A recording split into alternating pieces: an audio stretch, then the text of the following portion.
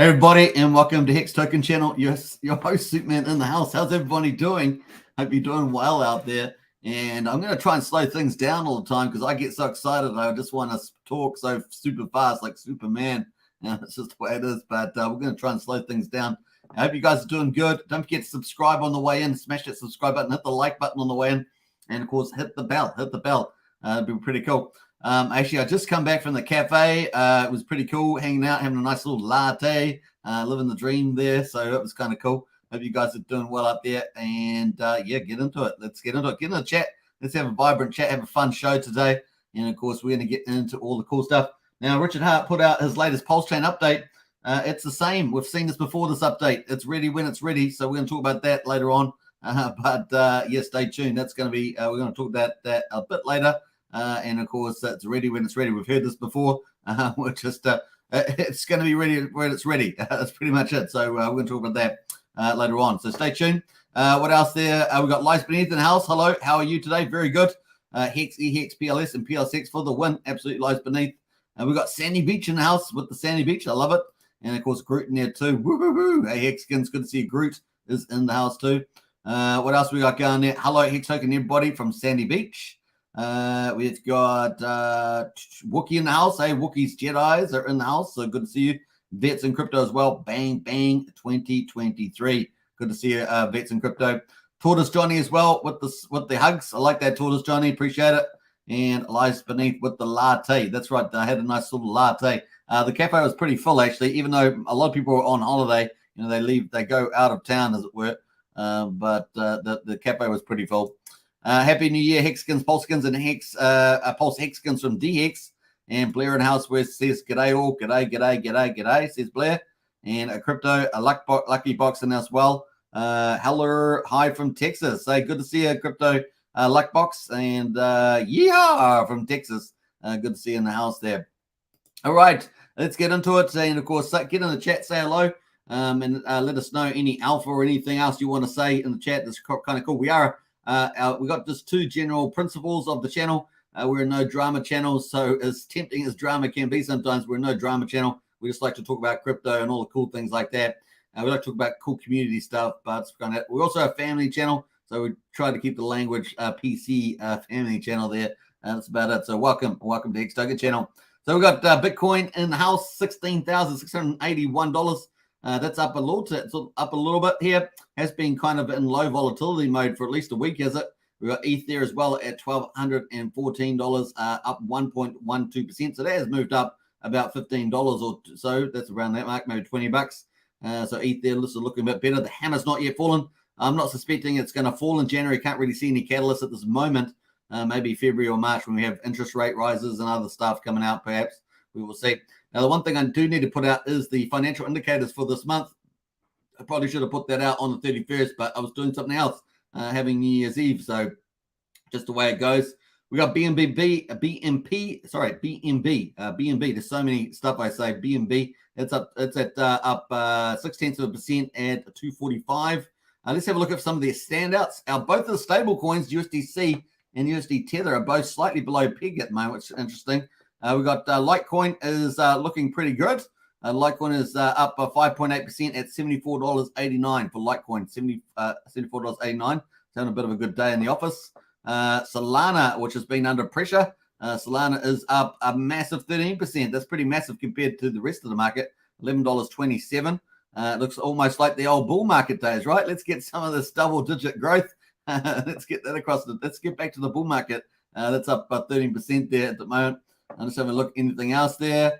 I've got a few other things. Sand is not doing too bad there. I think it's like a metaverse, isn't it? Sand. I'm not 100% sure. I think it's kind of metaversey project Sand there.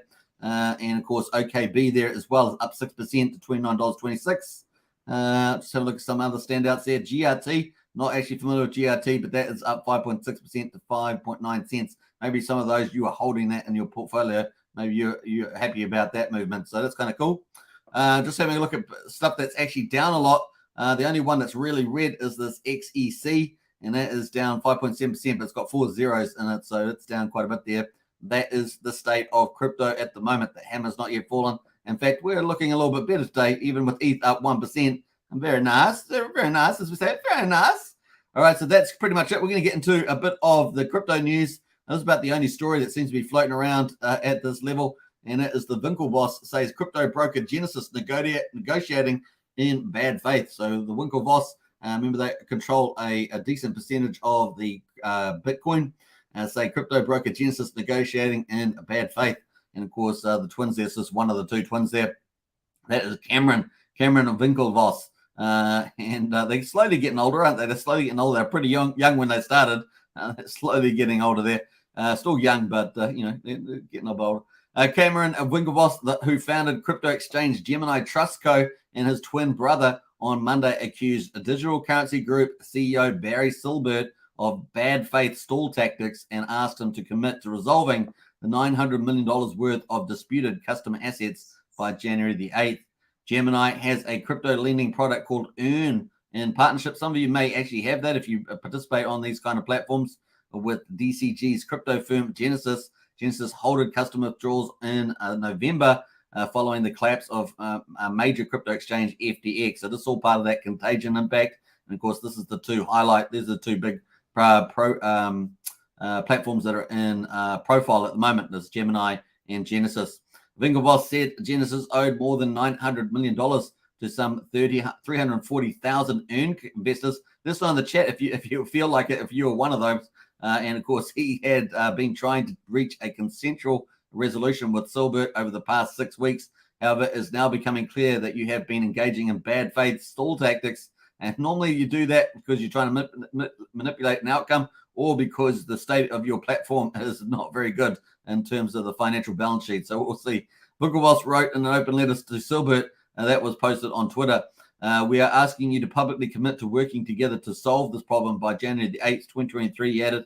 The letter did not say when what would happen if that agreement was not reached by January the 8th.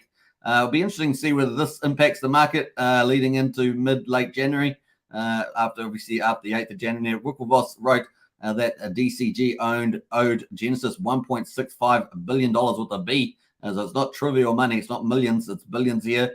And of course, which was money that Genesis in turn owed Earn users and other creditors, adding this mess is entirely of your own making.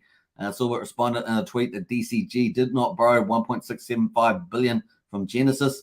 DCG has never missed an interest payment to Genesis and is currently on all loans outstanding. Silbert said, and DCG delivered a proposal to Genesis and the Winklevoss advisors on December the 29th and did not receive a response. Genesis wrote in a letter to clients on December the 7th that it was working to preserve client assets and strengthen liquidity, and that it would take weeks rather than days to form a plan. So that is kind of this. This is kind of probably the leading story as we go into 2023 with these two major players, and of course the fallout from FTX. And we'll see whether it goes much beyond this. Obviously, crypto's had 2022. We want to leave that behind us because it was pretty brutal bear market, and enter. Hopefully, we'll have some better decision making from some of the crypto leaders out there. That's pretty much the highlight there on that one. We're going to get into Hex chart. We got on the hourly chart at the moment, so I've zoomed in there a bit. There, we're going to talk about that. So stay tuned. Who else has arrived? We've got a few more people in the chat there. We've got Christian says Q pasa familia. I'm not sure what that means. You might have to interpret that for me, Christian. We don't have a lot of Spanish or other sort of language down here. We don't have that. Not used to that sort of language. So you might have to explain it to me. Oh, and Anders Pulse in the house. Good to see you, Anders. Paul C. If it does a huge X, it can launch whenever, says Paul. Talking about Pulsechain there. I guess Tin Top says, "What's up, Hexagons? What's up? Hey, what's up, Hexagons? Good to see you, Tin Top." D-Hex as well says, "What's up, Hexagons?" Hey, D-Hex. Nice one. Who else is there? Bright Like Crypto. What's up? Happy New Year, Hexagons. Happy New Year to you. Torch Jones says, "Happy New Year" as well. Nice one. And John Gibbons, what's the big dumper been doing for the last couple of days, says John. We did cover that yesterday and 2 days ago.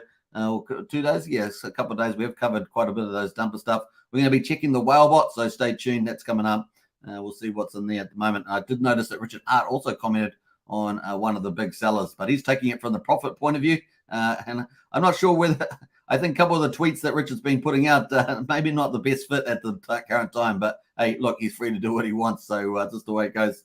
It's What's Up, family. Hey, Lies, good to see you.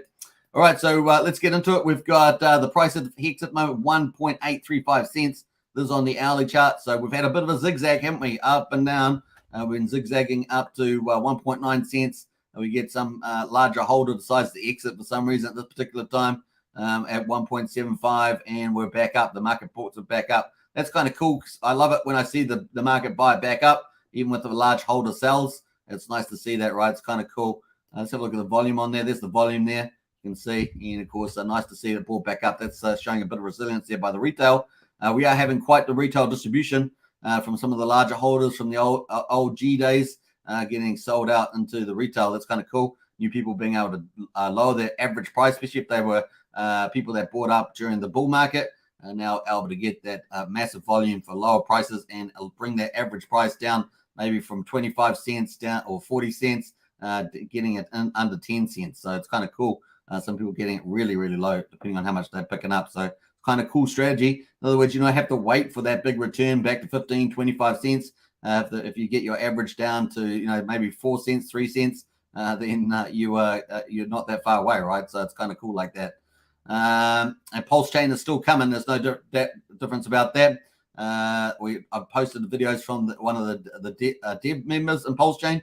That's a very bullish statements from the dev talking about taking over, changing the world and all sorts of stuff. That's so cool. And of course, Richard Hart gave us that update. It's a pretty standard update. I don't know, he just keeps repeating it. I'm not sure whether today's update was really needed. He just said nothing. It'll probably be better than the update we got today. But nevertheless, that's his update. It's what he chose to put out. We're going to talk about it, right? We're going to talk about it. We're at 1.835 cents. Now, obviously, when Pulsechain launches, it's probably going to be the perfect time anyway. We've got three things aligning. We've got the financial markets aligning. So let's go to talk about that briefly. Let's pull this up here. Let's get rid of the RSI as well. The RSI is oversold on the daily, so that kind of bodes well, but it's not the only indicator that needs to move the price up. But we are in oversold territory on the Hex RSI, so it's kind of cool. We've had what do we got here? We've got the Hex Online Conference coming up on the 6th to the 9th of January, and of course we have been talking about that. There's the Hex Conference. That's kind of bullish. That's sets a great tone for the Hex ecosystem. Really is great, and big shout out to Maddie and his team for putting us on. We're going to have Richard Hart on day 9, so it's going to be really cool. So Richard Hart on day 9, that will be up and away. So we've got day 2. All the videos are there set. You can go get yourself notified if you want to hit that. And of course, the last day 4 on the 9th, is Richard Hart. So let's see whether he gives us anything. Based on today's tweet, I'm not too optimistic about it. Maybe he's setting a no expectation kind of strategy there. We'll see. I don't know. We'll find out. But anyway, maybe he'll just tell you all to shut up, and it will be ready when it's ready. That's pretty much it. All right, so cool. That is pretty much that. So let's jump away. We had some expectation around Pulsechain testnet V3. I had that through to the 9th, so that's the last day. So maybe he might announce something like that. We'll know. But of course, that was based on KDP's substantiated rumor there from their teams talking to Pulsechain teams, indicating that to hold off because in a couple of weeks we may have that V3 testnet, and of course that would be the proof of stake version. And of course we saw the dev that I posted, was it yesterday or the day before? It was pretty bullish about Pulsechain changing crypto or changing the world this year. So that's kind of cool. We're looking forward to that. Well, implied this year anyway. So that's kind of where we are. So that's kind of the time frame at the moment. Obviously, we've got a few other things there. So we've got 3 things. The markets, of course, that we're expecting interest rates to probably peak out up at the top of March or April. April. Probably April. We'll probably get that terminal rate.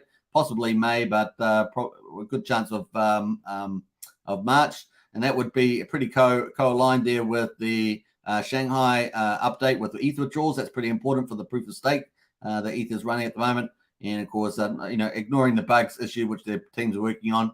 And hopefully that's going to align. Now, obviously, the simplest way is actually to get all this into one and then just launch after it, right? Fork it all of the V3 license on the 1st of April. That's kind of the play there. So if the team waits to do that in April, they've basically got everything. So we're probably looking at April, May time frame for the mainnet, probably somewhere in there. And of course, we will see how that goes. The team does have to do upgrades. They're going to have to do upgrades. Once they fork, they have to do their own upgrades. So with the next phase of sharding and roll-ups and that, they have to do all that themselves. So that's going to be something of interest. That's kind of where we are at the stage. We would love to see testnet. Hopefully, we'll see if we get it in January, where those rumors become true. And of course, maybe Richard has got that to announce that maybe not necessarily that it will launch on the 9th of January, but maybe in January. So maybe he gives us a date. He probably won't give us a date, but maybe he indicates that, yeah, testnet's coming soon. Something like that, we'll see. That's about as best as we can see at the moment. But what happens is that we've probably got the possibly in April, May. That's kind of the best expectation at the moment based on the information. First thing is that the financial environment has got the interest rates topping off. And then, of course, the second thing is that we have the ETH withdrawals. It's going to be very important to have Pulse withdrawals right on the Pulse chain. And, of course, number 3 is that we have the ecosystem on top, building on top, all our AAA projects, all the ones that really add value on Ethereum that will be adding value on Pulse chain will also have finished their development, be really ready. They weren't ready in the past, right? They had the sacrifices. It was exciting, but they weren't ready. And, of course, we have Liquid Loans, Power City, Fiat Famous, Free Pulse Skies, Internet Money, all these sort of top-tier dApps being ready and available. And, of course, within that first 6 to 8 weeks after Pulse Chain launches, all of that DeFi will be flourishing and help pump the bags. Leverage is a wonderful thing. That's where you get the big price bumps. So we're going to have some good stuff happening when that does happen there. So pretty optimistic, cautiously optimistic, but very optimistic for a first half year mainnet. That's kind of where we're at the stage based on this information. So basically laid that out for you there. No changes. We've been talking about this for at least a week now. So it will update our worldview when Richard does his keynote speech on the 9th of January. That's when we'll update. We may get some more information. If we do, we'll update it then. Obviously, today's tweet from Richard Hart, that was here. Hey, everybody, waiting for pulsechain.com and pulsex.com. Are you waiting? I'm waiting too. It's ready when it's ready. Welcome to software. So basically, we've had this message a couple of times now, haven't we? So nothing to see here. And we'll just keep waiting. So I'm not sure whether there was any point having to point this out at the moment.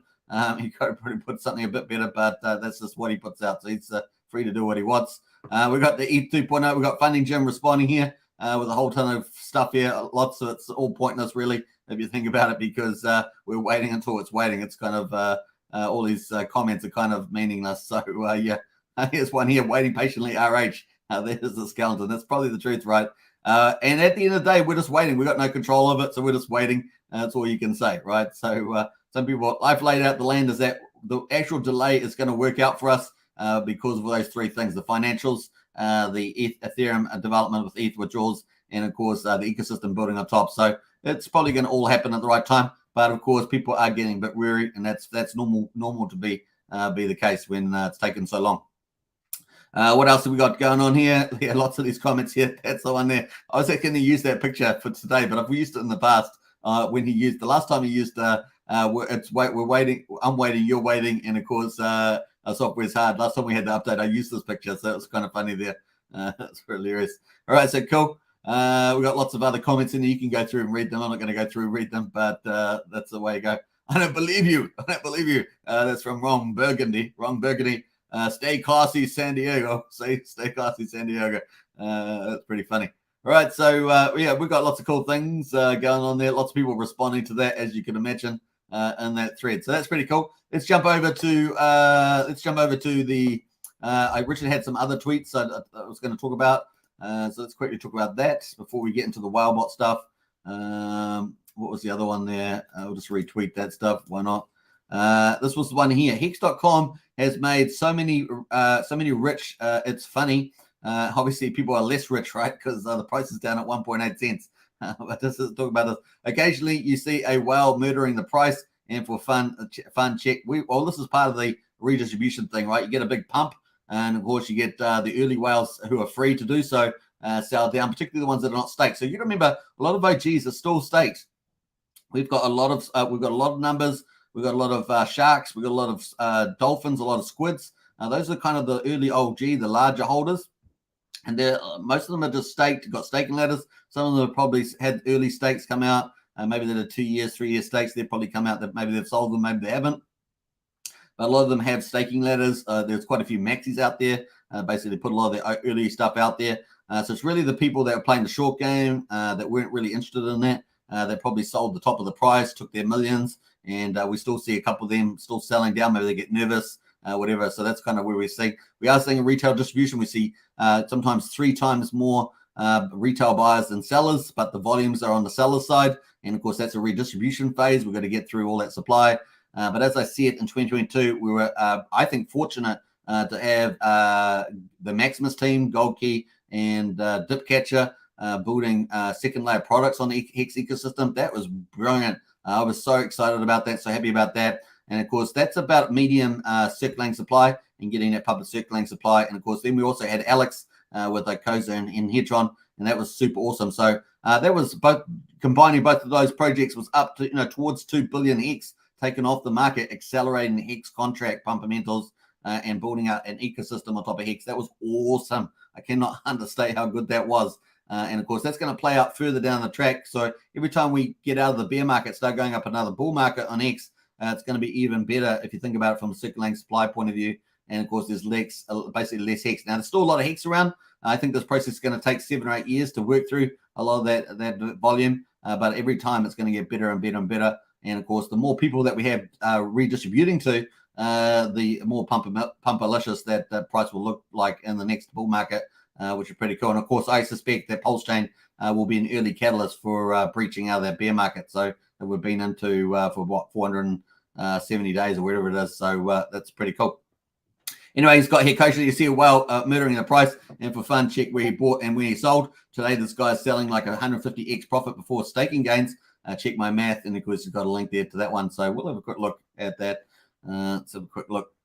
So this one here sold 88. Looks like I out of stake here. This is coming out of a Hex stake there into 88 million Hex, $1.6 million. I'm not sure what he's done with that because I've just pulled this up live. So he's still sitting on 110 million. Looks like he sold here. He sold 40 million out of that big amount there, out of that 150 or whatever.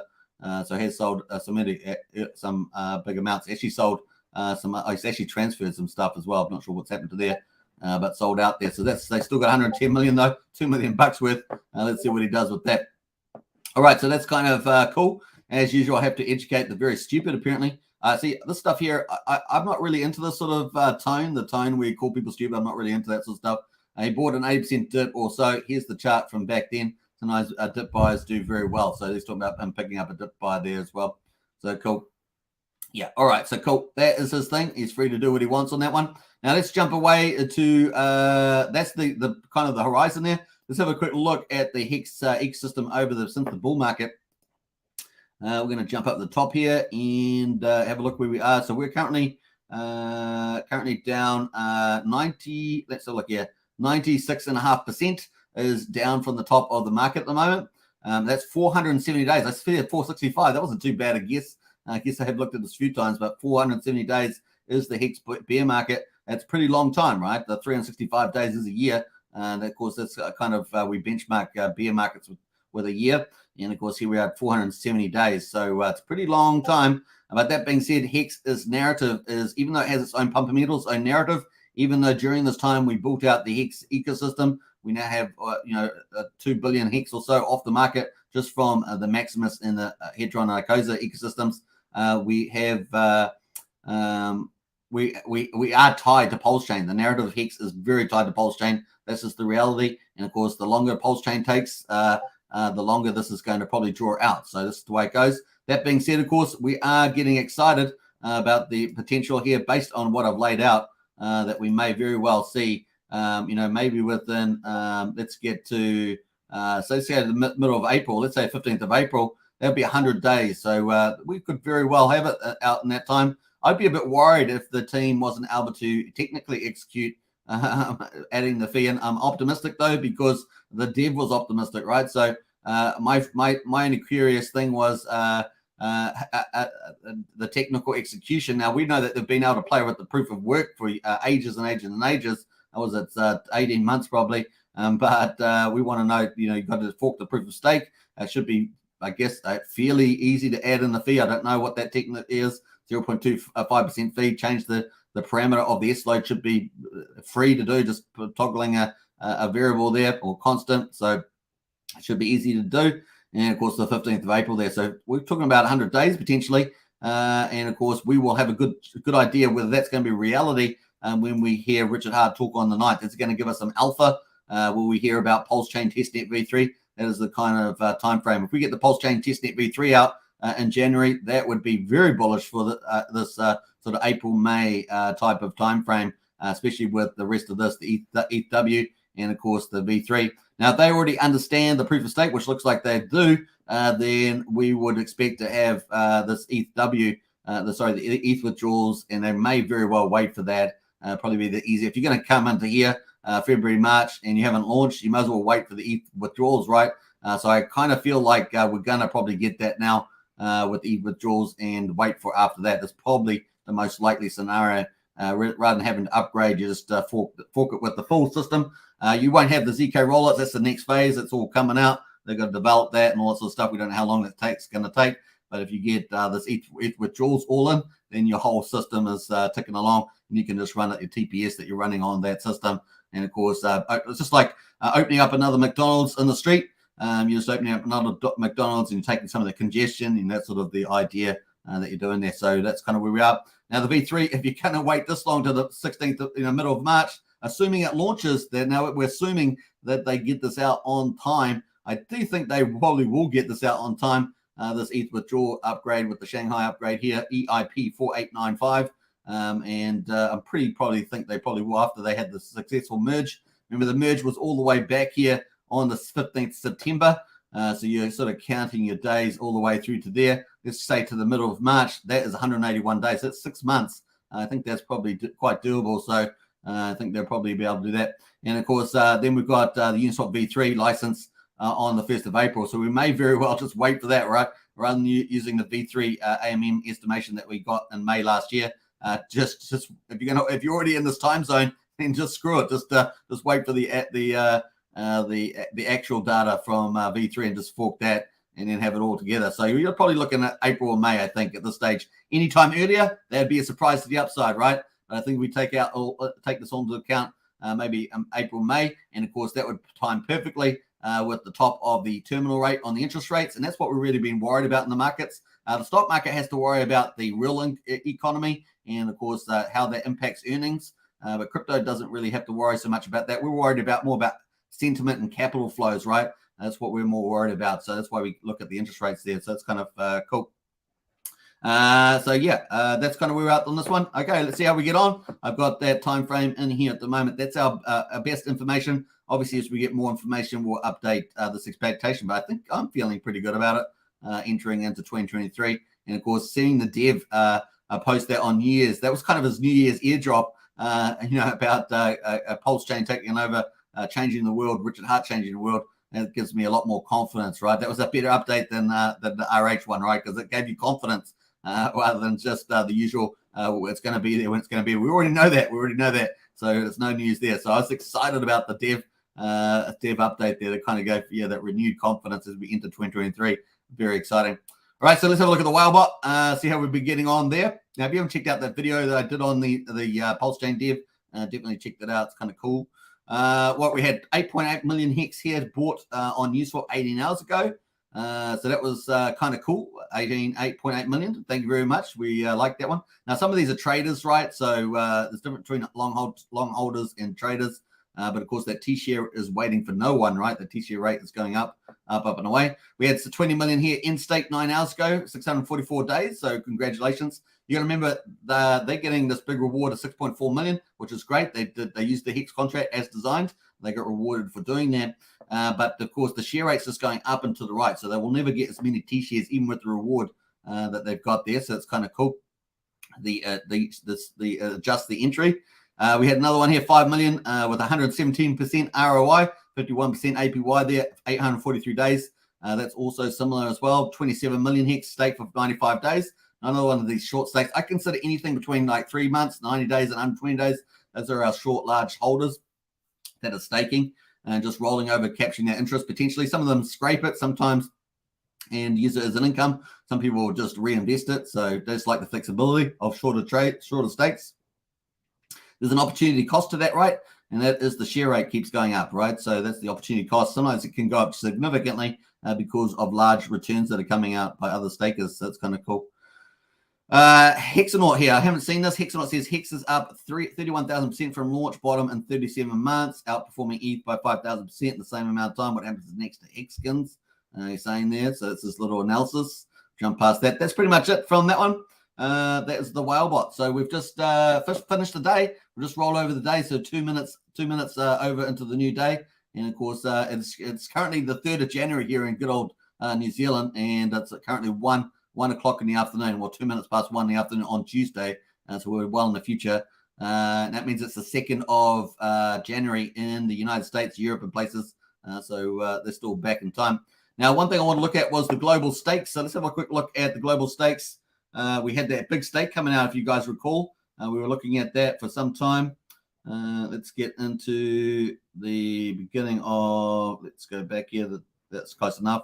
We'll go into December 24. So we had this big candle come out today. We should see that in the Hex stats when it comes up. We're going to talk about that in about 15 minutes. We had a big candle in here.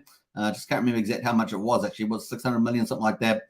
So that's come out. Other than that, we've got all these short stakers with reasonably large holdings, but, modest compared to the past. You're talking about 340 there, stuff like that, just adding into here. We've got the Hex Godwell here coming out on the 14th. That is just before the share rate jumps, as I understand it. So the share rate's going to be jumping, and that was an interesting time frame. The Hex Godwell there with the 2.1 billion Hex. And, of course, we can see that that times here with this arrow, we've got the Hex share rate expected to jump on the 15th.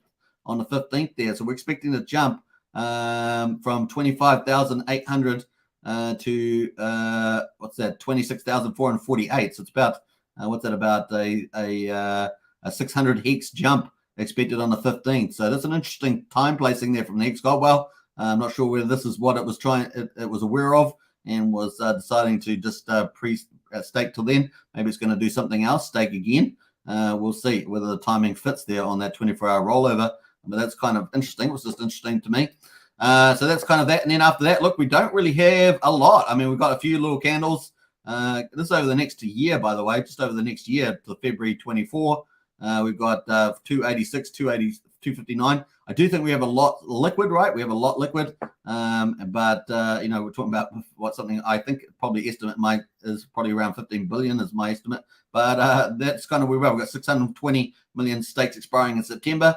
But this looks so different to the past. These staking candles are so different, isn't it? Crazy different from what we used to see in 2021.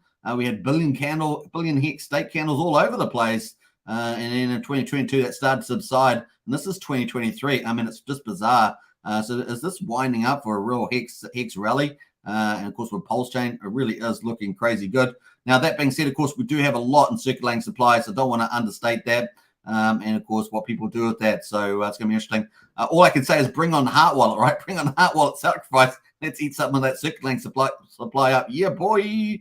So that is what we want to do, right? We want to do. Now, I should bring back my waterfall chart because that does illuminate that circulating supply quite well. But I do want to get some updates into that so it's as accurate as possible. But that is kind of it from a staking point of view. In any case, it looks very different, man. This is getting better and better and better. So that's why I said. That's why I said maybe after 7 years, something like that. We're in year 4 now. We're 1 month into year 4. Imagine after 7 years we got redistribution. We will have to go. We'll probably go through another price pump cycle. And some people are obviously calling 24. I think we're probably a bit earlier than that. I'm thinking obviously Pulsechain is a massive pump metal. But I think that the markets generally, so excluding Pulsechain, actually looking at the markets in crypto, maybe Q4, we could get as early as September, October, we could have a nice little run, particularly if we pivot earlier, right? Pivot earlier than people expecting. A lot of the commentators expecting, the end of December, sort of 24 could be the next rebound as the Fed pivots. But I think it's probably a good chance it could be earlier. We'll definitely be watching the economic indicators to see, sort of firm that up, that expectation. But so far, we've been doing pretty good. We'll see how we get on. So that's kind of cool. They are flooding, spending more money. That's probably a countenance there from the current U.S. administration. We'll see how we get on there. But anyway, so that's kind of looking cool. Let's jump away from that. Before we do that, though, let's get into, one thing I was just going to say is that if you are staking, just remember this big jump and the share rate is expected at the 15th of February. So if you are going to just do some stakes, you want to get in there. It's going to cost you 600x more per T-share. So if you're doing a lot of T-shares, it's going to add up. So just remember that, get in before you can. We're expecting a couple little minor jumps in here as well into this January period. So just the way things to think about. We're going to get into Hedron. So this is Hedron chart. We're going to talk about this. So stay tuned. Hedron's had a pretty good day actually in the office. So we'll talk about that. Before we do that though, let's get into the chat. We've got a couple more comments, I'm sure.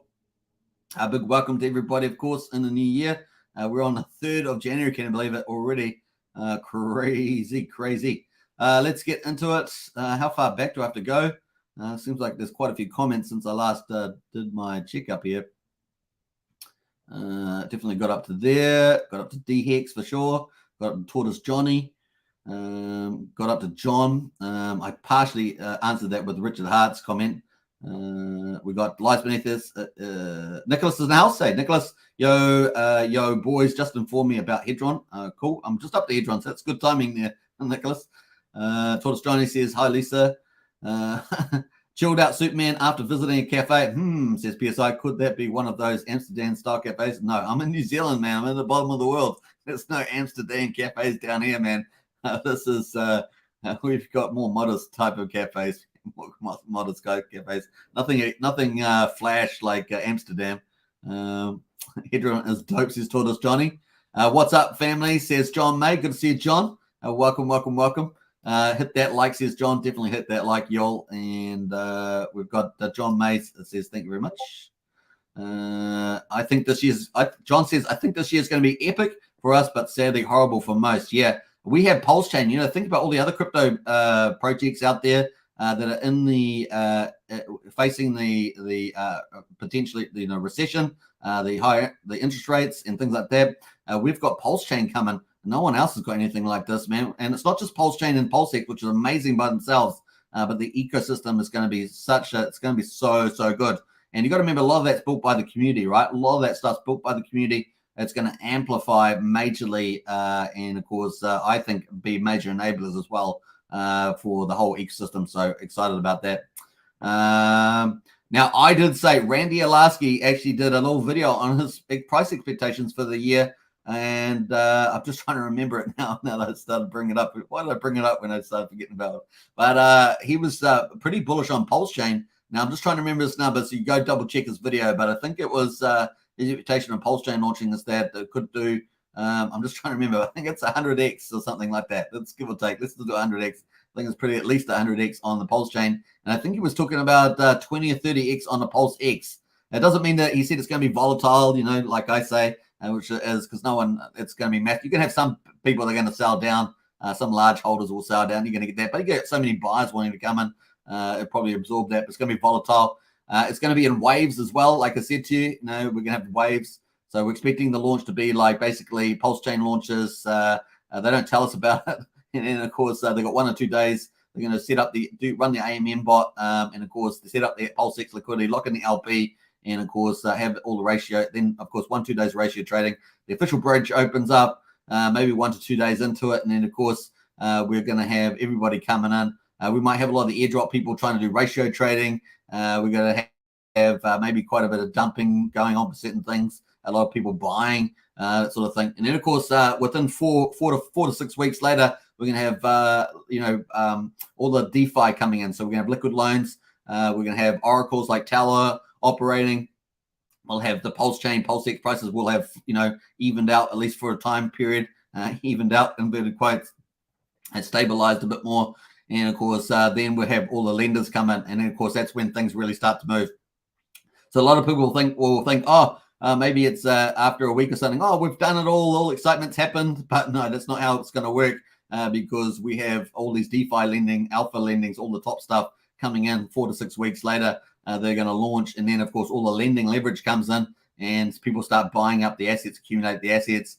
And of course, a lot of people missed out on Pulsechain and Pulsex, so they're all going to be coming in trying to get their positions in between that time as well. And of course, we got a lot of people realize that you've got to pick up these assets in the first couple of months, maybe even up to 6 months. That's kind of your best play. And of course, picking off any opportunities, any pullbacks, and of course, getting your position set if you're playing the longer game for the bigger X's. So that's kind of the play there. So it's going to be fun. And of course, if we do all that in say from April, May onwards, if that's happening in the middle of the year, and then we get into late 23 or early 24, and we've got the trend reversal in the market. The market's because the Fed's pivoted, the stock market's crashed, and of course I'm still expecting the stock market to pull back even more this year, probably 20-25%, something like that. It pulled back last year about that number. And of course, the recession's going to, play in for the stock market. But the crypto doesn't have earnings seasons. Like I said, we're more care about the wealth effect, the income effect, the sentiment, those sort of flows. And of course, crypto is a bit more niche as well. So it's going to be interesting to see how that correlation goes versus stock market. Because really, it shouldn't be in many ways correlated to earnings and stuff like that, but more about can we get sustained flows going through capital reallocating to things and like that. So we'll be watching that. Certainly impact, but we're watching that sort of correlation there. So that's kind of where we're expecting. And then maybe into 24, after the Fed pivot, we have a month of crash. And then, of course, after that, the market starts hockey sticking up into 24. And, of course, not only do we have Pulsechain launching in the middle of the year, but we have the benefit of the market turning back up the other side, and up we go. We have a good rally for that. So then we have a year bull market going through. Maybe Pulsechain starts it for the crypto. Maybe Pulsechain is the catalyst. I mean, it's possible, and because it is so pumpalicious, as we say. And then we go into that. So it's kind of the upside view. So excited to see that play out. PSI says I first bought Hex at 21 cents, and now my cost basis is under 3 cents. Well done, PSI, man. That's the whole thing about dollar cost averaging, especially now, is to lower that average, especially if you're bullish about the future, right? So if we're bullish about the future, so that's a good move there, PSI. Refine says, woohoo, it's ready when it's ready. It says Refine. Apparently that's the case. Apparently we had to hear that again. Refine, we had to hear that again for some reason. Hoping to get some more down here, but need to raise some capital. Yes. John Macy says, I first got Hex at 0005, but only had one bag. OMG, I would have researched it more. I'd not be struggling right now, says John. Well, we're waiting. Sandy's waiting, so it will pay off in the end, I'm sure. John says I was stuck on XRP at the time. Yeah, that's one of my most less favorite cryptos, that one, because they just keep minting XRP, and Ripple was kept on dumping it, so it's don't like that one very much. PSI says BNBP and roulette, the contract may need to be adjusted after a small bug sometimes cause the gas to spike higher. Okay, that's cool. Yeah, those little things are kind of to be expected. PSI, it's brand new technology and BNBP. We'll talk more about that later on. So that's good little info from PSI. J-Man says, hello, my friends. Good to see J-Man in the house. It says PSI says only requires a debt restart, but not ideal. Hey, look, it's something we can, in the longest scheme of things, it's something that can be absorbed. There will likely be a delay to distribute the NFTs to owners. That's okay too. There's no real surprise there. The good thing about getting your projects tested on ETH is that when they go to launch on Pulsechain, it's all ready, right? They should have no issues, and it'll also be smooth. So it's kind of cool like that. John says definitely waiting. It's time in the market, not time in the market. Well, definitely is at the moment. It's time in the market, definitely at this moment, because time in the market after a 96, 97% pullback, particularly in X, then that's definitely the case. Bob Wells, hey peeps, good to see you, Bob. Hex Better says, I watched a video today on Crypto Weekly with the Joker. It was a real eye-opener and a great video. Nice one. PSI says, what are the numbers to be sharks, whales, etc.? I think this is just off the top of my head. I think it's about 190 shares to be a squid, so it'll be about 1,000 T shares to be a dolphin, and 10,000 to be a shark. I think those are the numbers, somewhere in that ballpark. Bob Wells says the Joker makes me close my eyes. Says Bob, that's funny. Joker bothered me also until I watched the video. Bob Wells says no, thank you. What PSI says, yep, love Maximus products. DC is my biggest holding after loading up when it was at a 15% discount. I know, I could not believe that the DC contract was such a discount. What a steal that was. Nice move, PSI. They're long-term holds, right? So that's a nice move there, PSI, picking up a discount like that.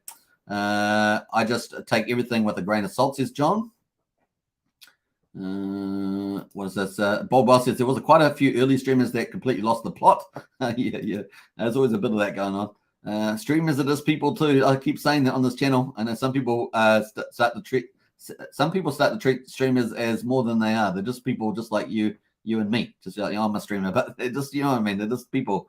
Just people loving people. Okay, enough singing. Brazil says pumpalicious. Yeah, I love that word, pumpalicious. That's what we're in Pulsechain. Pumpalicious Pulsechain. Bob Wells says kind of excited about another PLSB miner ends today. Nice, so that's cool. Yeah, we're going to talk about that shortly. Here's what says, I love when Richard says he's waiting too. It's not easier to wait when you're a billionaire. It is a lot easier. My point is that it's no point saying what we already know, right? He's put that out a few times. So I'm just like, oh, well, did you really need to put that out? Why just say nothing? I'd just rather nothing. Because I just pushed out that video with the Pulsechain dev, and I thought that was far more exciting with the confidence around Pulsechain. When you got the dev and one of the devs in the team, so excited for the year, it's like, yeah, that's what I want to hear. I want to hear that sort of stuff. May again says dirty pause. It probably is. Someone said yesterday May, but a year late. So T+1, where T is 1 year. So T is T0. Is it T0 plus T1, something like maths like that. Bob Boss says nice. Let's hope it does something down the road.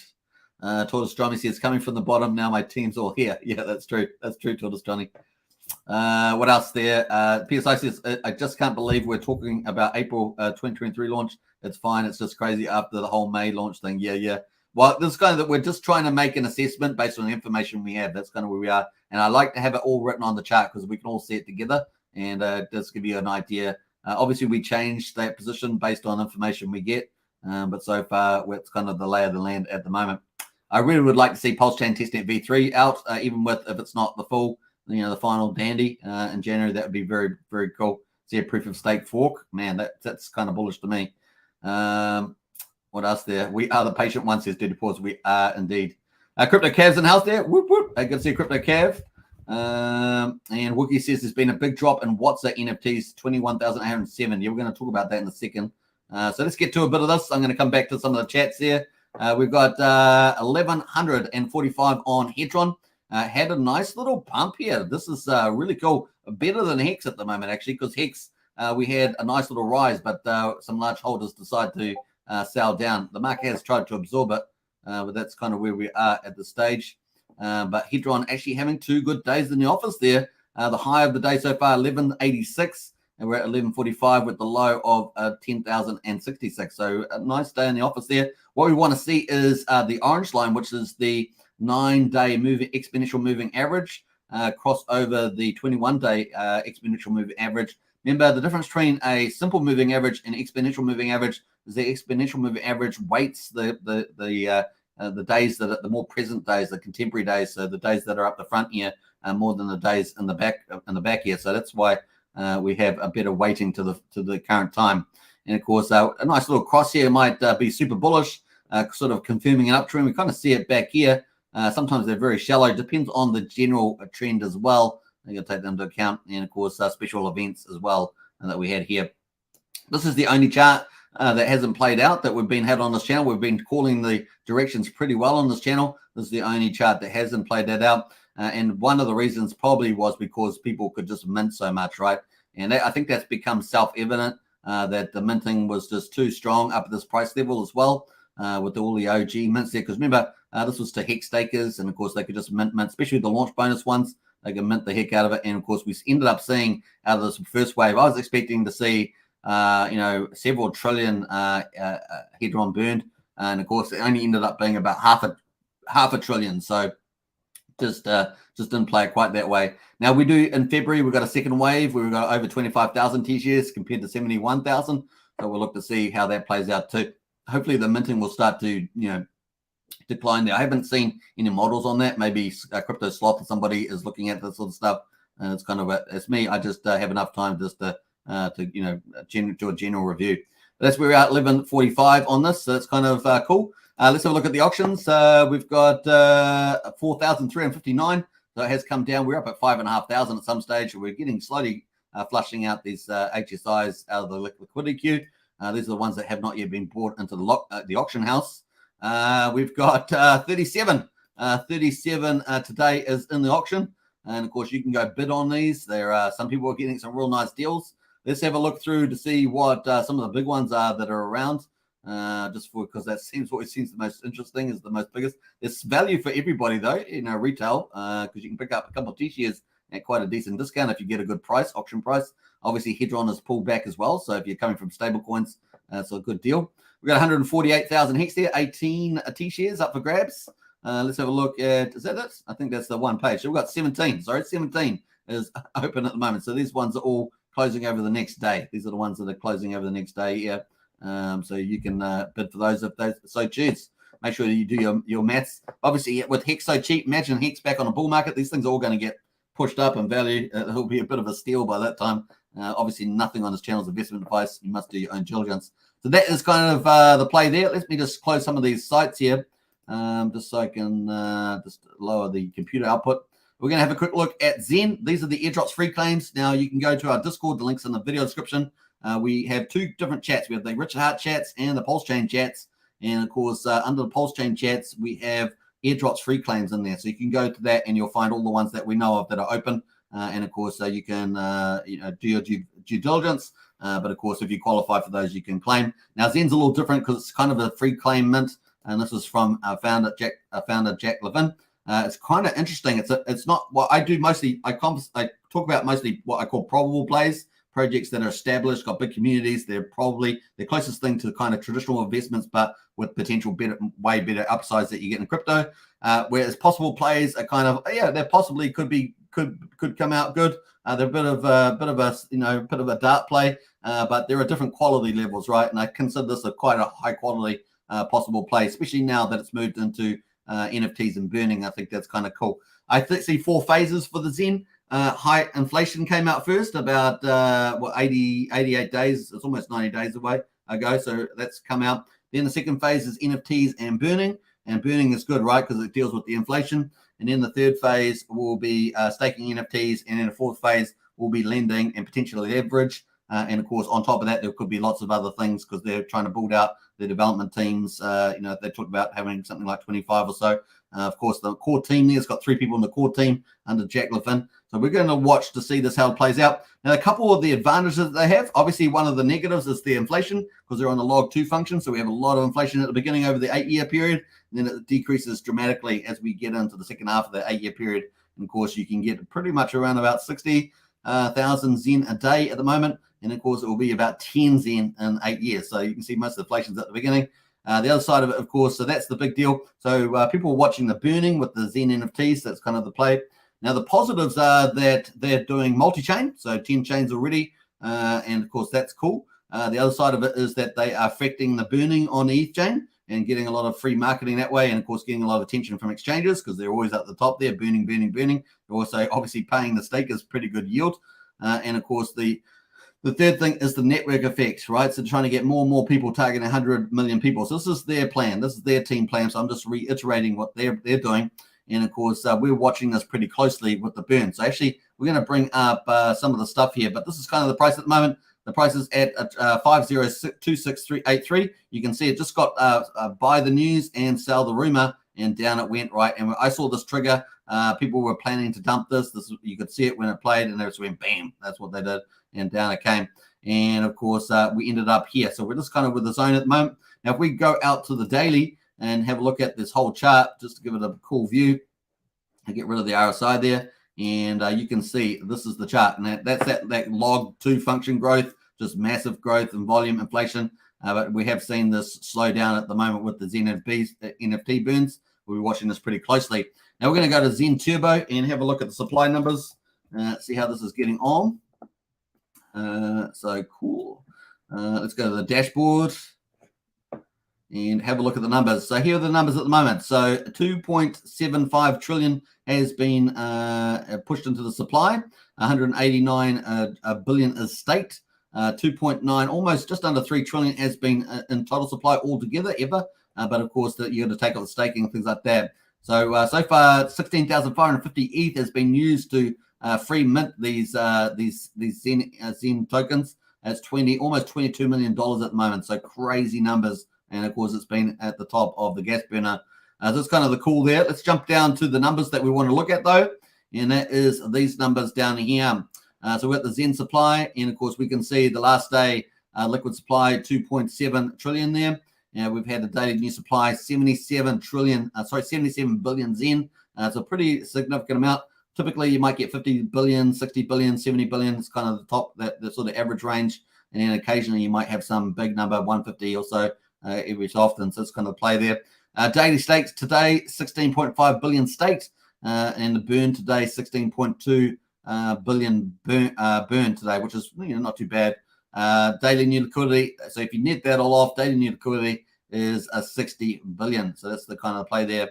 You can also see it on the right hand side. So you can see that actually today, so far it's very low. So the burning's quite good.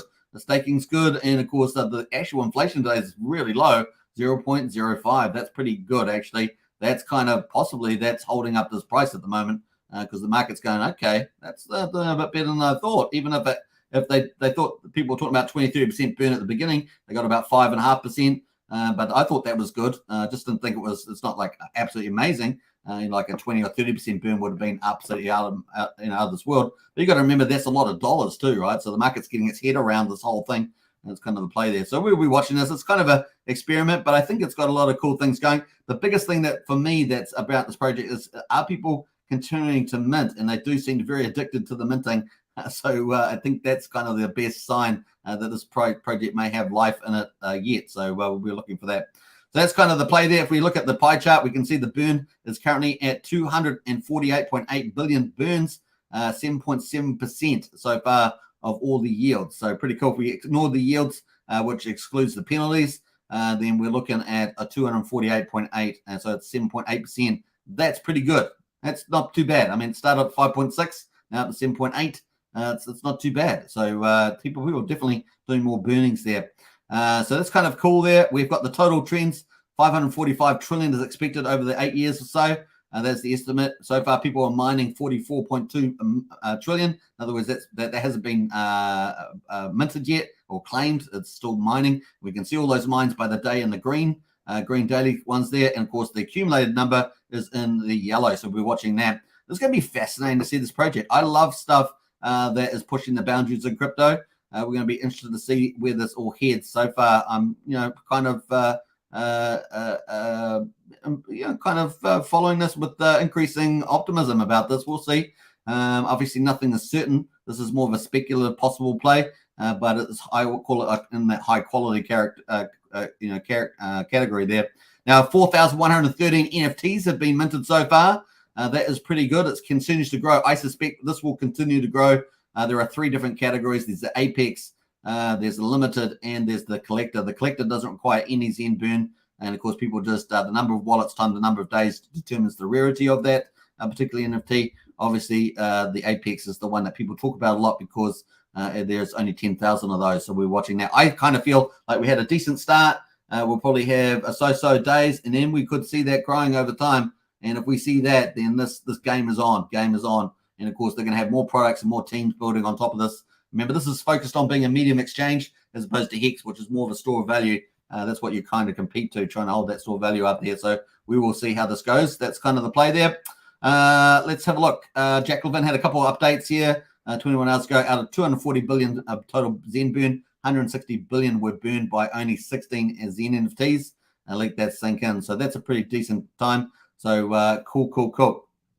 These are the top one of 10 billion. Remember, for the X unicorns, they're the top Apex NFTs, and there's only 100 of those, so it's kind of cool. OKX is featuring Zen NFTs in their article. That was a pretty cool highlight. They are attracting attention from the centralized exchanges. Obviously, they've already got liquidity pairs on Huobi, Gate.io, and of course MEXC, but they are gaining more attention broader. So that's also another thing to watch. Obviously, people like it when they get on centralized exchanges. Cool. So he's got here 6 hours ago. Sometimes speculation is fun. Zen market cap is only 7 million, even distributed among the community, which is microscopic. What do you think the market cap going to be when the community has 100 million holders? So that's kind of cool. Market cap's important, but inflation to price is more important. So obviously, the more they can burn, the more they can look to keep the price up. Very important to watch that. Don't get too distracted by the market cap here. I think that Jack's kind of I understand where he's heading with this in terms of market cap, but you're actually looking at the price per unit, right? I think that's more important. So just be careful out there when you're seeing this kind of discussion about market cap. A good comparison would be SHIB. with its a large volume. Remember, we're looking at 545 trillion Zen with the supply here. Let me just pull that back up. Just want my people to get tricked out by the market cap commentary. It has its place in terms of total value, but it's not really what you as an individual are looking for. You're looking for that higher price versus the inflation, right? That's what you're looking at there. So we're looking at 545 trillion Zen at the end game for this in 8 years' time. But for SHIB at the moment, that's about 590 trillion. About half of it's owned by the team. So that's something to take into account. But of course, you're looking at the price. So as you saw in the price of SHIB, it sort of just tipped along, then had that massive pump in it. People became millionaires. I had some friends who did that. They were like, woohoo, I just sold it and bought a house. This is the kind of thing. Then it came way down, and now it's down at this relatively low thing versus the amount of inflation, because it's got 590 trillion, and it's making more and more every day, right? So you got to take into account that. Now, how can Zen offset that? By burning, right? By burning, and then lift up the average price. So that's what we're looking at when we come back to this chart. So it's still early days, and we're looking really early at the moment, aren't we? This is what day we on. Oh, this is on the ETH chain. We're on day 87, so it's still early days. We've got a lot of road to drive along before that happens. So that's kind of the commentary there. I think what else we got going there? He says a couple comments here. 1% of total 10,000 Apex have been minted, so still early days, right? That's still really early. 60% all unicorns. That's actually the better number. 60% of unicorns. That's pretty cool. So that's 16 out of 100 unicorns have been minted now. You need 10 billion Zen for that. So that's not trivial. At the moment, of course, that would be $26,800 to mint a X unicorn. Some people paid 55,000 or so. So it just goes to show you there's quite a bit of variability there. So cool. We'll keep watching that one. I kind of think it's kind of fun. Let's get on to the next one, though. We've got the weight token. This is the other airdrop. We've got weight at the moment. It is currently, what's it currently priced at the moment? Weight is at 0.2 of a penny. This is another one to watch very closely. This is from the Coast team. They're going to be launching their fiat on-ramp, off-ramp onto ETH chain. I think that's going to be pretty soon, actually, probably. They did say soon end of last year. Now, they're obviously going to have on-ramp, off-ramp with fiat, with USDC. And, of course, you can buy Hex with that, which is kind of cool. You can buy anything else you want, but you can buy Hex with that.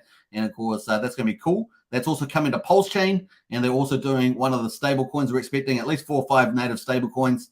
And, of course, CST will be that coin. So it's coming up as well. So this team could very well enter my top 6. They're really a kind of number 6 at the moment, but they're not quite there because we've got to see the actions follow the words, right, before we put them in there. But they are definitely looking exciting for Pulsechain, Pulse Gains, as we say, Pulsechain, Pulse Gains. That's kind of there. So that is the weight token. You can qualify for that. There's 8 different sacrifices, and you can free mint that. Kind of cool. And that may very well get pumped because if they've got fees coming maybe from the on-ramp, off-ramp, it's going into the weight token, then there's intrinsic value. We could see a pump in this price. We'll see. Obviously, it's not going to hold us after you have a big price rally. It's going to fall down somewhere. It'll probably be higher because now you've got fees and income rolling into it. But I don't know whether that's what they're going to be doing, but it just makes sense that that's maybe where they're heading.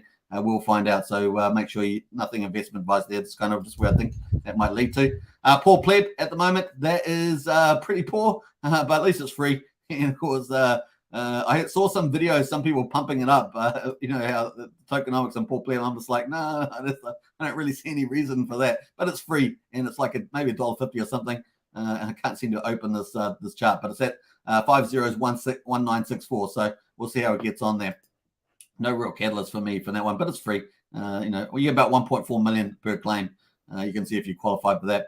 So that is the free airdrops. So I talked a lot more about that than I was going to, just the way it goes. And of course, Pulse Bitcoin. Let's quickly talk about this. This was actually pretty exciting yesterday. It's certainly tapered off today. We've got the price of Pulse Bitcoin of $1.70 at the moment towards this baseline. That may be a good buying opportunity. You can decide. And of course, we've got Pulse Dogecoin. This seemed like a better play in some ways, but then again, this has still got to hold its position as the top meme coin. There's only about 2.6 million tokens after 56% burn. It is now $5.64, so not really operating as we might expect it. Yesterday, it did look like it was going to pump, and I called that just before it did, and it pumped quite nicely. So that was kind of cool. But at the moment, it has tapered off from $6.32 down to $5.64. So that's kind of where it is at the moment. ASIC seems to be the king of the tokens, if you ask me. And of course, that got sold off too. And of course, I called it back here. It pumps, and then it sold off. So this is the way it goes. But it definitely looked like it was going to pump back here, and it did. At the moment, it's sold off down to $2.62. This is a little bit. This is a little bit interesting here. It's coming down for the third time. 1, 2, 3. This is on the hourly here. The third time. So is that going to break down to the downside? Possibly. Just be a bit cautious about this rather than it breaking to the upside. It keeps coming down. That being said, it's gone higher, but it hasn't got higher highs, right? Look at this. It hasn't got higher highs. That's an interesting thing there. So only if one of the whales out there, the sharks, maybe Wolverine, he has put little warnings out there about potential buying if he decides to pump this back up and break this resistance here that we've been getting at around $3.40. But at the moment, it's kind of getting this little triangle. So we'll see what happens there. But it may, just be a bit more careful around this time, is my general suggestion there. Obviously, nothing investment advice. That is the Pulse Bitcoin. Let's quickly talk about Wolverine here. Says, this is a funny quote, so I had to play this. They do have a video here, a thing on tokenomics, economics here, so you can check that out on Pulse Bitcoin if you're involved. I know a lot of us are. A lot of people, at least a lot of people have been, because they got Pulse Dogecoin free. The Hexicans got it from stakers. That's kind of why we're talking about so much about this. Plus, it's kind of a cool, fun project to see where it heads off. It's trying to mimic, the original Satoshi Bitcoin. But this is the quote that I thought was really funny. Keep your grubby little fingers off the Pulse Bitcoin. And this is from Pepe here. He's also one of the whales in the group here. And of course, we've had Pepe on this channel, 2 months ago or something. He was such a nice guy. Really is a great guy. And I really enjoyed having him on the channel. And of course, keep your grubby little fingers off Pulse Bitcoin. I like that. That's pretty funny. So that was kind of a highlight there from Wolverine. Obviously, Wolverine, they're targeting India and I think Asia and places like that. So I think Africa was the other one. But they definitely got a big competition on at the moment, 10,000 Pulse Bitcoin. So if you're in India, this might be something for you to consider. So you can check that out on Wolverine's stuff there. I might post the link there. If you are from India, maybe you can participate in that. That's kind of the cool thing. Let's get into BNBP. So BNBP, our world's first peer-to-peer crypto casino. And of course, we're looking at from the staker's point of view. You stake and of course you share the profits, juicy crypto profits, kind of where we're heading. Now they're rolling this out, of course, so we're just following the journey. And the price at the moment, $6.43. This is also the first Sacrifice project that launched, and so far it's doing pretty good in my view. Obviously, it had a massive 29x pump up here. It's definitely tapered off into about a 7.5x pump at the moment. But there's so much more. This is a journey that's going to take 12 to 18 months. But particularly the first 6 months should be pretty exciting. And of course, I think within the next month, we'll get a lot of the challenges out of the way. We'll get people restaking. We'll get the participation wallet paid out. And then, of course, we'll have more and more games coming. And, of course, all things equal, the profits should get better and better and better. That's kind of where we're looking at there. There are a few issues, I think, around marketing, getting marketing out, because obviously on YouTube and places like that, there's limited marketing you can do for these kind of things. So we'll be seeing how that goes. But you can still do promotional stuff from a staker's point of view. That's kind of where we are. All right, cool. You can find that link on the Discord under Spotlight Projects for BNBP. We're going to get the Hex Daily Stats, though. We're up to 1 hour and 9 minutes, so we're doing pretty good time today, the 3rd of January. Woo! In the new year. I love it. 2nd of January if you're still in the North America somewhere, or Europe. So we're going to get into the stats here. We're currently on day 1,128. We're going to be covering the results for day 1,127. Before we do that, though, we're going to get into the chat and catch up with people because I've probably got quite a far ahead there. We definitely got up to there. Let me see here. Let's go. Check my pulse says, good evening, Superman, and evening, fellow Hexicans. 2023, the year of Pulsechain. Woohoo! I love that, eh? The year of 2023, the year of Pulsechain. That is so groovy. I like that. Someone came in yesterday and said, what happens if it's 2024? Well, we'll deal with that in the future if it's the case. But at the moment, we are pretty optimistic, cautiously optimistic, but with a good probability, I think, of a first half year launch. So that's kind of where we're at this stage. We update our worldview as we get information, as I say. The Pulse player says we did not need to hear that again. RH is the Pulse player. Yeah. I'm in your camp with that, Pulse player. I just was like, what's the point of that comment? I wasn't. It wasn't. I was, like I said, I was more excited about the devs comment about taking over the world. I like that. That's kind of my. It was far more bullish for me. So if you haven't seen that video, check it out. I did that the other day. It was kind of cool. It's here. DD, any thoughts on Geni? Yeah, I don't cover that project on this channel. DGen, I wasn't a big fan in the past. Hey, it may do very well. I don't know. I just don't cover it. I just didn't like the way they did a lot of things, particularly around liquidity. I was a bit worried that the project wasn't legit. So yeah, this is where I leave it there. Trump pro crypto 2024 bull run. Hey, that's always possible. GGN. Obviously, we'll see how we get on in 2024 for that. That's always possible. Sandy Beach is DeSantis pro crypto. Probably would be Sandy Beach. I don't see why you'd be against it. Just the way it goes. You got to remember, a lot of those guys don't know much about crypto. They hear people talking about it. They have a lot of regulators, so they've definitely changed their mind. I think they've obviously got a lot more educated about that when you're not, having to deal with running the free world of the elite or whatever you want to talk about it. Hex Bean says, I was about to write a joke on a C19, but 99% of all wouldn't catch it. Yeah, we try to keep the politics side out of it because we don't want to get in trouble on this channel. Sandy Beach is in the house with the music. I haven't even got to the music yet, Sandy, but it's coming. I would love a May launch as Sandy Beach. Yeah, I kind of feel that's where we are at this stage. That's kind of, all things considered, that's probably where we're at. MB says, after all, I get at least additional time to sell my car for more Hex, like riding 2 wheels more weight. Nice one there, MB. Get yourself a little scooter. A lot of people, that's a pretty cheap way of transporting around. Unless you've got a family, then you're going to have to get something bigger than a scooter. A nice payout today with Hedron and Akosa. Well done, Wookie. Yeah, that's great to hear. I didn't actually check out the payouts. I should probably pull that back into the coverage. Simple believers in the house. Happy New Year, everybody. Bear market brought us all down in 2022. Keep your heads up. We still have Superman. Hey, Simple Believer. That's really cool. Appreciate that. But like you guys, I'm with you guys on the same journey. Hopefully that shows through in the content. Display ZZ says everything is pumping apart from Hex. Yeah, it's actually kind of moving up there. Let's go back to the there. Yeah, it's actually moving higher, isn't it? So maybe Hex will move up after that. Litecoin and Solana definitely moving up pretty strongly, but definitely nice to see they're slightly green. Like I said to you, January was our window of opportunity, right? I said that. I can't really see anything in particular that might take us down. I don't even know if that Geni issue will do, unless they're saying everything's okay, but we'll see. But you can't really see much in January that could take us down at this stage. That's kind of where we are. QQ says nothing is pumping at all. He's talking about a mini, the general sentiment of the market is sort of going up there, as you can see in the crypto. It's sort of generally just sort of floating up there. It had been moving sideways for about 6 days, a week, something like that. Just been doing nothing, which is better than going down, right? Better than going down. Some people say, "Oh, I want to go down. I want to go down. I want to get so much." And it's like then they watch their portfolio values going and go, "Maybe that wasn't such a good idea. Maybe that wasn't a good idea."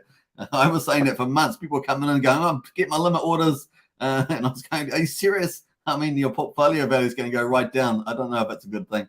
I can understand people wanting to get cheap X, but it's just like seriously, people don't want it to be down that low. 23 ain't going to pump anything. Pulsechain won't launch in 23, says Mike. DB says that's what she said. Says DB. That's funny. 37% of PLSB mine so far before first halving, says Brennan. Yeah, actually, I forgot to pull that number up. I'll pull that up next time, Brennan. I forgot. So 37% of PLSB mined so far before first halving. Yeah, so sorry, I should have pulled that up. I'll try and do that tomorrow because I used to have that when I covered Pulse Bitcoin. Life Changer says launch is April after uni update. Then Moon all hail King Richard, says Life Changer. Hey, look, that's a pretty good early period. April's kind of feels like the earliest to me. So yeah, I think you're probably right there, Life Changer. I'd be very shocked if we ever got it before that. That'd be pretty crazy. But hey, we like to be shocked in crypto. All right, to the upside. That is to the upside. All right, so day 1127, the 2nd of January 23. Hot off the press, kind of. Yeah, it's about 20 minutes after it came in. 1.83 cents there, down 4.6% on the Hex price there. That's kind of the environment we're in and near the bottom of the market. We want to get that, the quicker we get testnet out, the quicker we get the price of Hex higher, the more cushion we have in case the market does decide to do that final capitulation that we're expecting, 11K and pray from Richard Hart kind of thing. And we'll see the higher we are, the better. We've got that cushion there. Payout per t-shirt. It still doesn't stop the whales though, right? still does stop the whales from raining on our parade. This is the way it goes. Payout per T-share is 6.428, which is a great day, right? Another one. Look at yesterday, 6.665. So if you're a Hex staker, time in the market, get those T-shares. T-shares are only going up. And of course, as I showed you earlier, in February the 15th, we're expecting a 600 Hex per T-share increase. So if you are going to stake, get them in before that. That's obviously the way to go.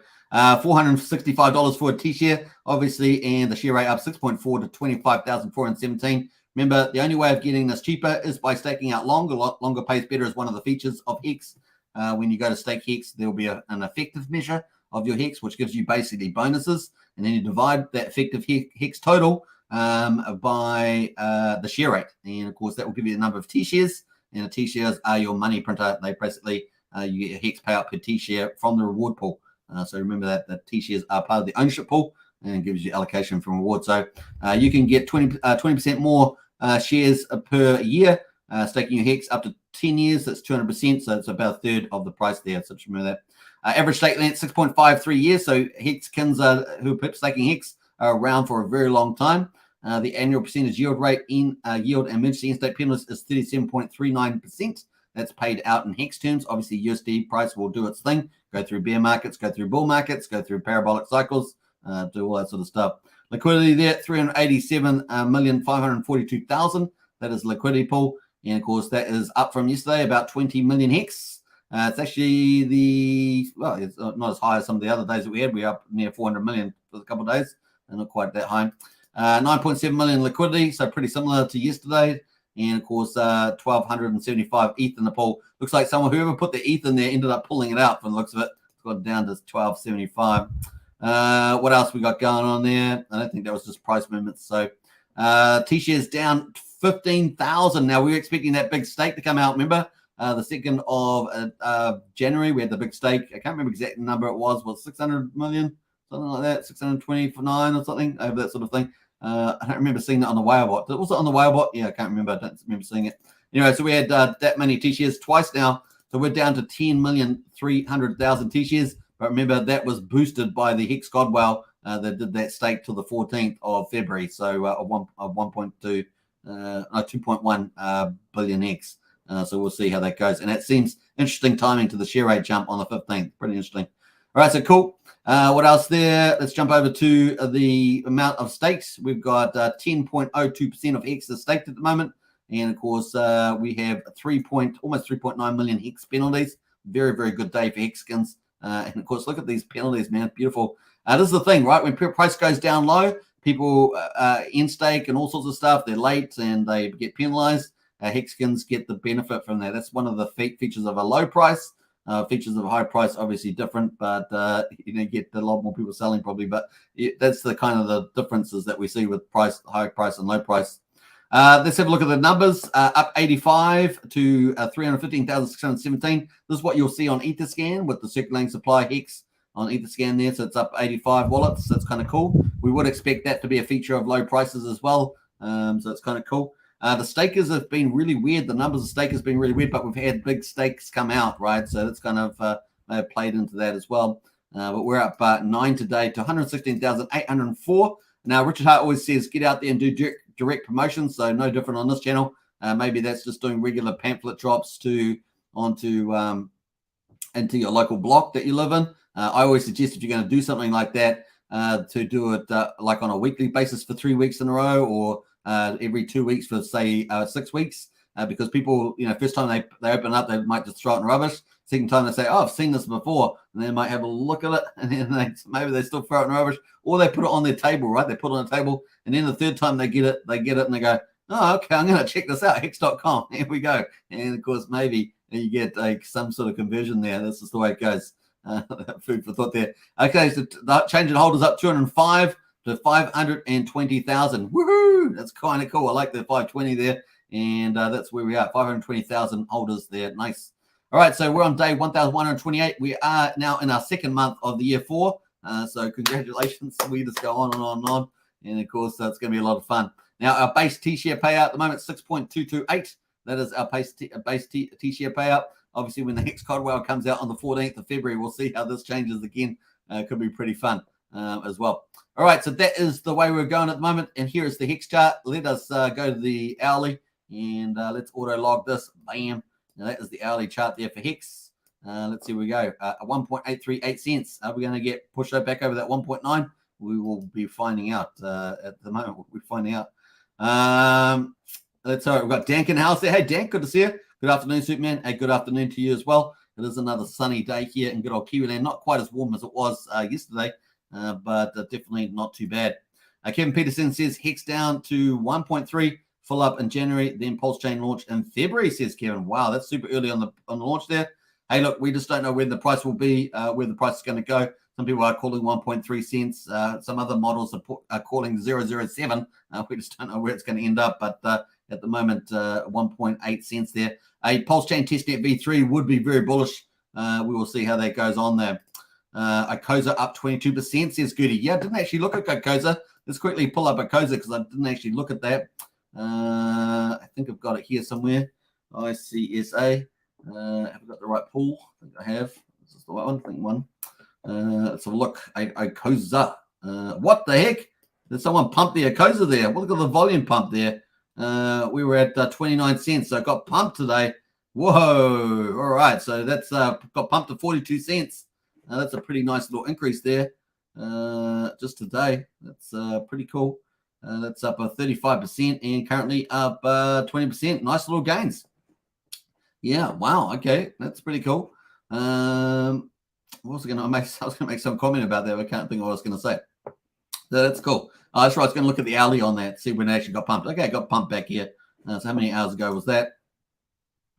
That is 13 hours ago, so over half a day. I haven't been following the Icosa enough. I need to add it to my chart table. I do apologize for that because obviously this is one of the big yields that people are getting from staking Icosa.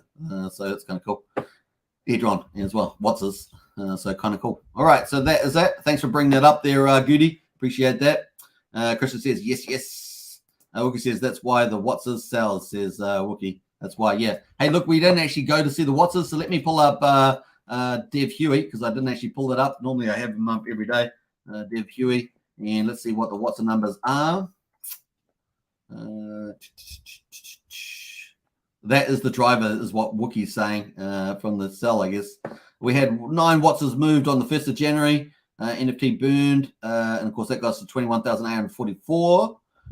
Then, of course, I talked about this yesterday. Actually, this was the end year results for Watsa. Very impressive. 1.2% burned of the Watsa NFTs. Not much, though. Still not much. But, of course, we got 1 Watsa NFT burn on the 2nd, 24 hours. That's kind of cool. A little change there. What else there? I think that's it. So, yeah, 1 Watsa there. That's kind of where we are. So, cool. Ashley says, woohoo! Howdy all. Hey, good to see you, Ashley. Welcome to the live stream of Hex Token channel. And, of course, your host, Superman, in the house. That's 124 minutes, man. We've been live streaming. We've been absolutely just going ballistic on this channel. And, of course, having so much fun in the Hex ecosystem. Pulsechain will come. When Pulsechain comes, man, people are going to come out of the woodwork, honestly. Some people go, well, listen, a lot of the hype finished. It's gone with the Pulsechain and Pulse X hype because it was so mad, right?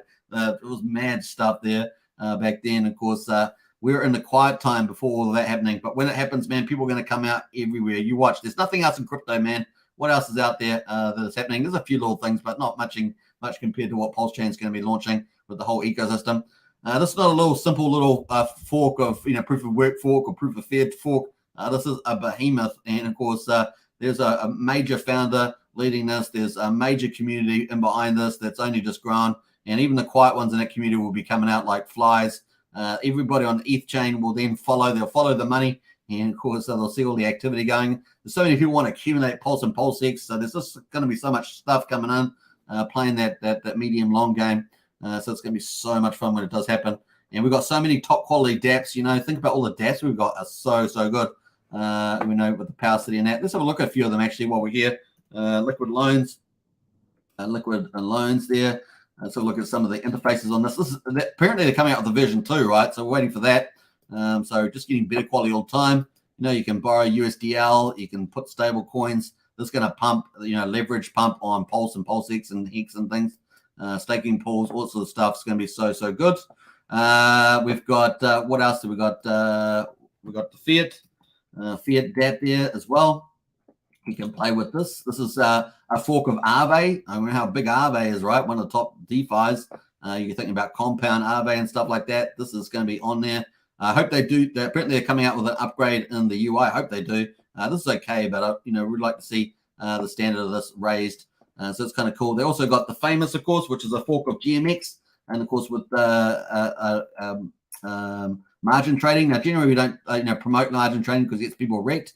But this is going to be decentralized margin trading, and people are going to do this anyway, right? So if you want to get people, one of the benefits of getting people off centralized exchanges doing decentralized margin trading is that they own the keys to their coins, right? So that's the other positive, right?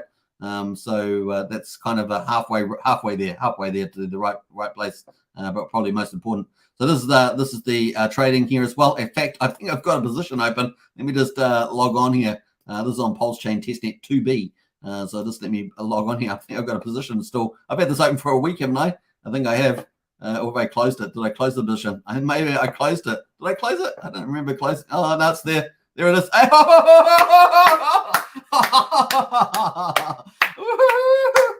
was in massive loss. I was in loss on, not massive loss. I was in loss on this. I had made on every other margin trade that I did when I was demoing this site. But look at this. I'm up $7,862. Brendan's going to hate me. He's going to hate me. He's going to hate me, man. That's so crazy. Anyway, this is risky, right? Now, the one thing they don't have in the testnet is they don't have the risk management tools like limit order, stop losses and profit takes. They don't have that, which I think is in the close button. I think when you do the close, I think that's where they put it on the GMX version, but you don't have that here. But anyway, I've got profit 786. We've got a big pump there yesterday on the Pulsechain. So on PulseX, the price of Hex pumped from $1.16 to $1.27, and now I'm in the money. So I was down, I think like a couple $100 maybe at the worst, and it was fluctuating around. But now I'm out there. So we're going to close this in profit. That's what you do, folks. You're in profit. We're going to close this, and we just made close to 8,000 on the Pulsechain testnet there. It's not real money, but hey, we're going to take it as well. Why not? We have to pay a fee on exit though, right? So the exit fee, we have to pay on entry, these margin trades, we have to pay on the exit. We also have to pay interest every day.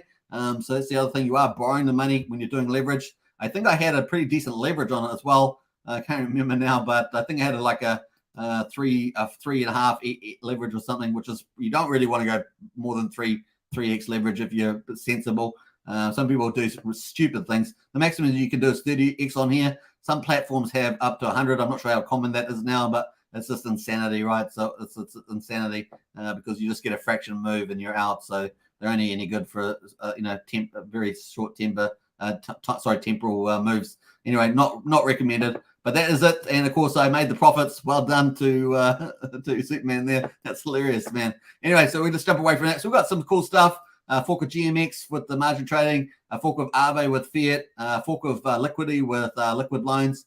There was some cool there. We have cool NFT places coming now. We've got obviously 4 or 5 top native NFT platforms. Obviously, that's a huge part of crypto market, and people typically specialize in either DeFi, GameFi, or NFT or the NFT market. So it's kind of cool. They're all starting to converge a bit, right? So we see that happening. Zen obviously trying to do that. But this is their one. Look at how beautiful these UIs are. Really, really good stuff coming from our top tier teams, right? I haven't talked enough about the NFTs. Maybe I'll cover that as well. Maybe tomorrow we'll go through all the NFT platforms. Obviously, we've got, I think, the How to Pulse is getting onto this. We've got this Gerado's project with Mintra. We've got the Power City are doing their own NFT market. So there are really some cool players. And of course, we're getting some cool stuff into this. Isn't that cool? Really, really neat with some of the stuff there. So excited about this. And of course, there's other ones as well that are out there that are coming on. So very, very cool. That is a bit of a tease there about Pulsechain. So I hope you guys enjoyed that with some of the top tier dApps coming. It's going to be a lot of fun. Man, I can't believe I made such good money on the.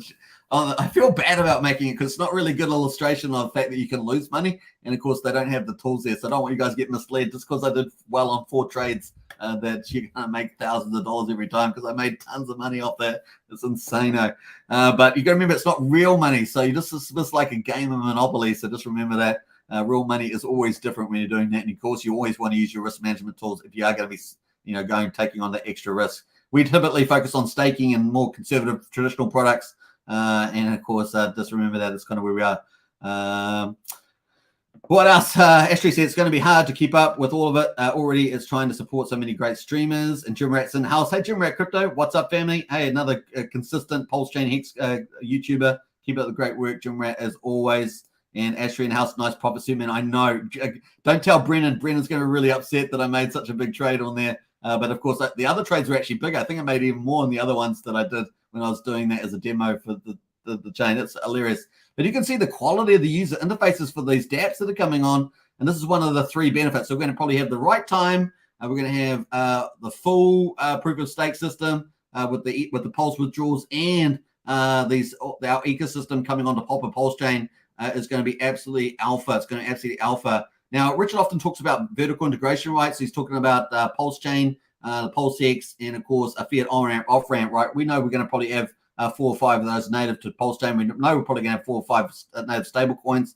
So that seems to be all in play. We're going to have at least probably one dedicated centralized exchange through Overwatch, everything blockchain. And we're going to have coin listing site there too. We'll probably have, I think we have economic support. We're probably going to have wallet support as well with trust swaps. Jeff Kadaka's already indicated that because he's pretty sure he's sacrificed pretty decently for Pulsechain in my view. And of course, that was last year. We haven't heard much from him this far that I've heard, but that's definitely in play as well. We've got all the big YouTubers coming as well. They sacrificed. They're going to be shilling this thing as well. And of course, we are seeing quite a few of them pivot. We've had BitBoy, and we've had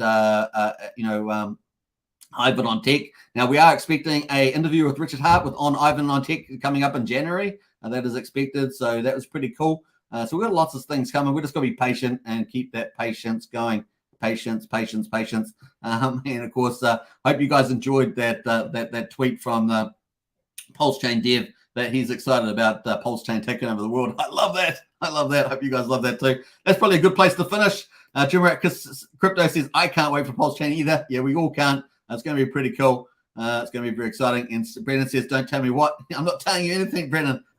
Don't rewind the video. You never saw my profitable margin trade that I'm not supposed to be doing on this channel because we don't do margin trading. But apparently we do demo it because other people will be doing it.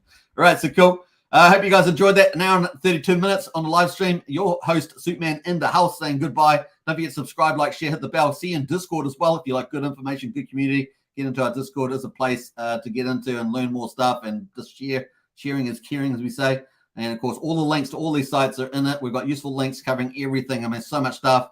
Pulsechain, we've got all the Pulsechain project links in there. That's a one-stop shop, really is. So share it around, bring on new members, get engaged. That's what we say. It really is fun. Your host, Suitman, in the house. Let's play out some cool, funky music from my favorite video. I've got to get another music video, but at the moment, this is kind of the kingpin.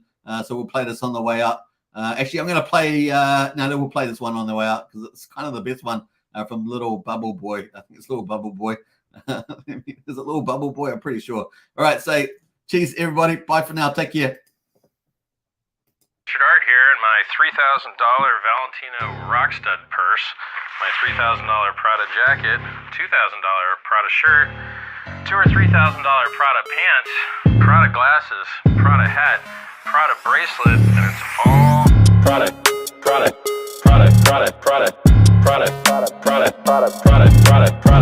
shirt, Prada hat, Prada glasses, Prada pants, and it's all nylon, so the haters' tears fall right off. Prada